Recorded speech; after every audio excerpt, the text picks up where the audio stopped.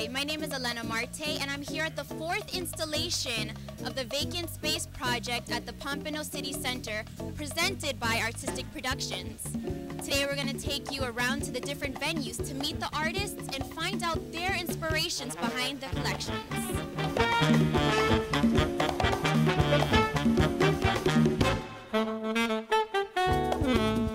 I'm here now with Troy Simmons, who's going to tell us a bit about his artwork. Hello.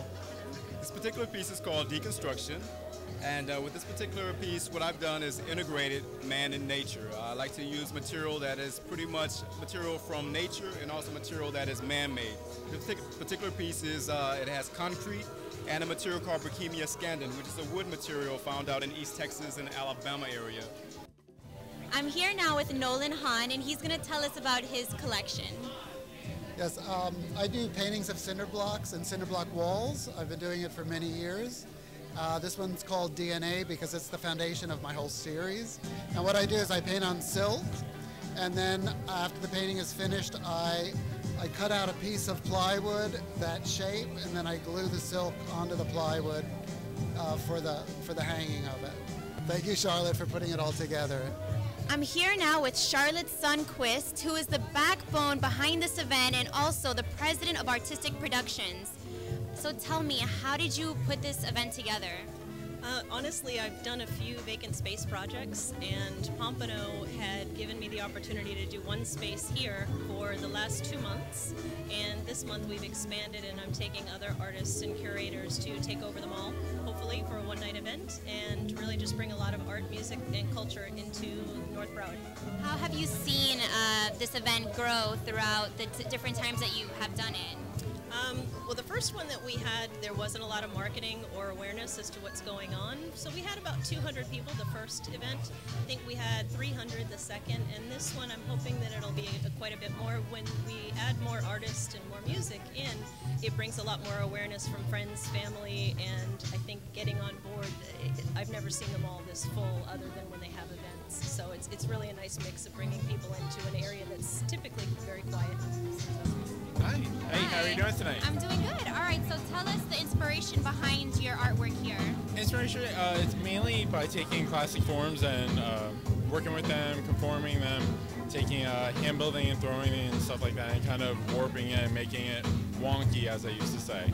So Charlotte is amazing. Actually, I've been telling everyone about her how amazing she is, that she gets artists out who, this is actually my first gallery showing.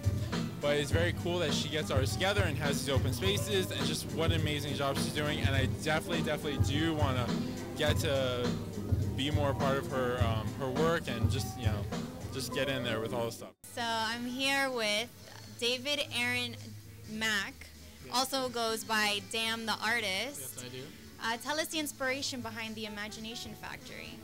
Inspiration behind has been a wide variety of pieces. All have their own influence on me, from, you have the King of Pop here to the Rastafari to the Beatles. Everyone has some type of influence to the Mad Creativity, which brings it out, which is me actually coming out in all the different colors and forms and personalities that I think I represent to myself. So, Charlotte Sundquist, thank you so much, dear. You have been quite the darling, hooking me up with such a great place, and although it was all to myself, I hope I did you proud.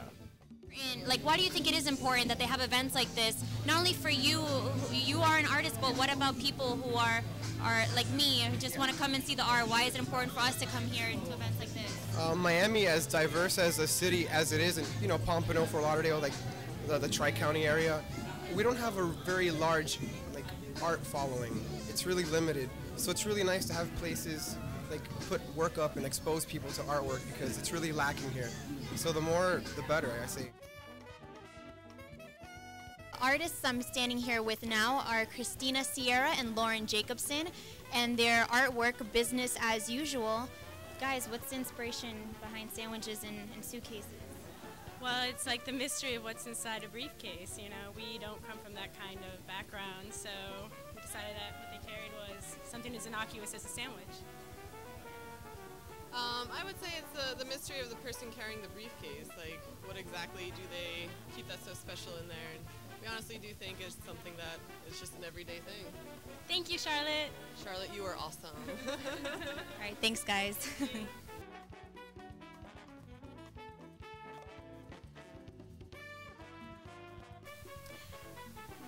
Susan Clifton has been part of previous installations. She's here now to tell us about the name of her collection as well as the inspiration behind it. Well, this is my Everyday Things exhibit that I showed earlier this year. My inspiration was to just take a simple everyday things that we don't even think about and put them in a composition. Again, my mirror image composition, which is repeated through a lot of my work, many of my paintings. I'd like to thank Charlotte for giving me an opportunity to show my work once again.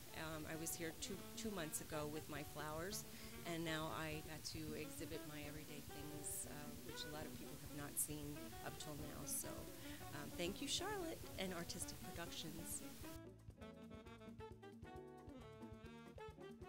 Lori Pratico is the artist of these paintings here behind us. Tell us, what is the inspiration behind your collection? Really, I just always have loved to do portraits, and I like to get the personality and really explore what's inside of people. Why is it important for Artistic Productions to have events like this? Well, it's great exposure for the artists. It's wonderful for the community. You're taking empty spaces that, are really nobody thinks anything of, and you're putting on an event that now there's all these people here. Charlotte's the best, and we really appreciate that she does all of this for us and makes these things happen. Natalie Alfonso is a sculptor behind this piece right here. She's going to tell us the inspiration behind it. The inspiration behind all my pieces are basically human sensations, feelings, and what we always have to do and to say with the world. So basically I'm trying to play a lot with human bodies, expressing some kind of feeling. Why is it important to have events like this? It is very important, especially for this part of the state, like Pompano and Fort Lauderdale, because it makes people start believing in art and to create a very good scene around all of this place that is a little bit empty. Rico Sturgis is the curator for this venue. He's going to tell us the inspiration of how to build a venue, or what a curator does. Okay. As a curator, you work with the artists that you represent. You put together a theme or a style, and you just basically intertwine them all and pull off a nice show. And what is the theme for this venue?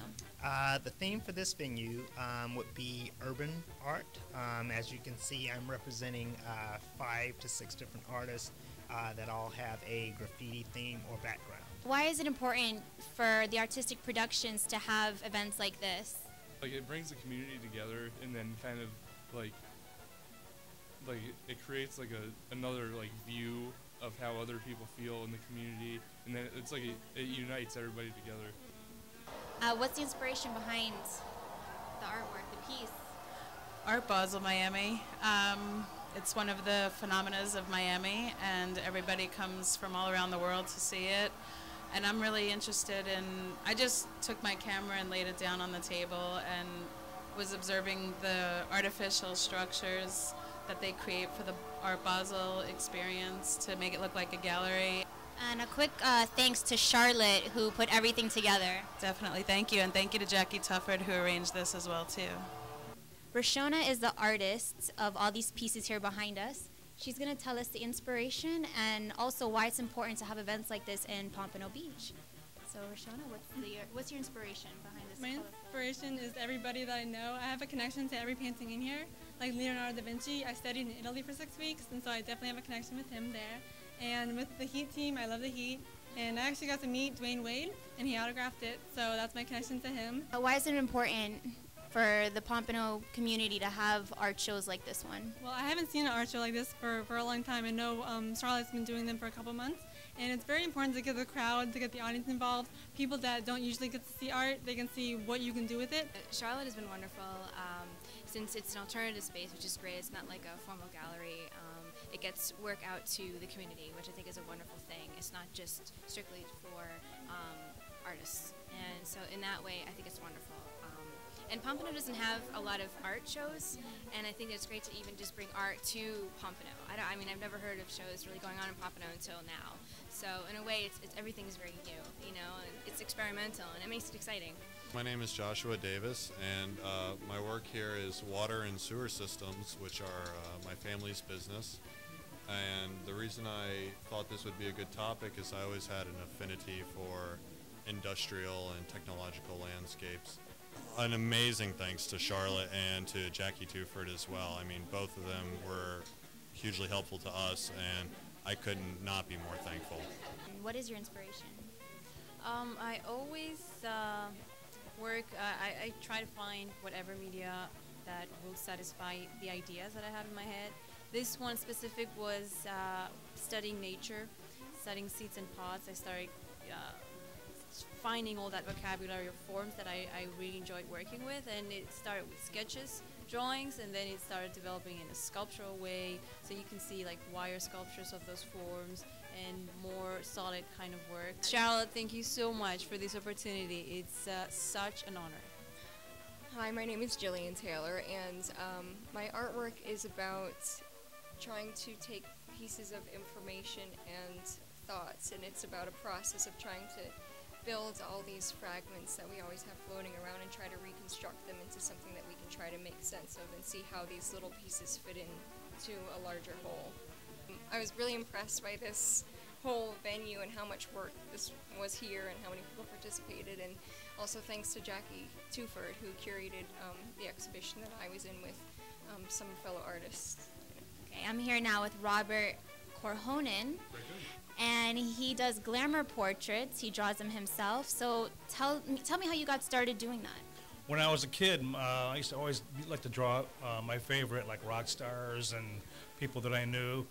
My dad would bring his friends over and say how good I was at drawing people. And as I got older, I was winning awards in high school and went through art school and everything. And I just fell into an area where I knew I could draw people and make money. So I kind of concentrated on that for the past, say 25 years. Okay. Laura Atria is the artist of the painting that's here behind me. What was your inspiration? The music. It's my dog eating my face. He's my best friend, so I don't know, just the music and the colors.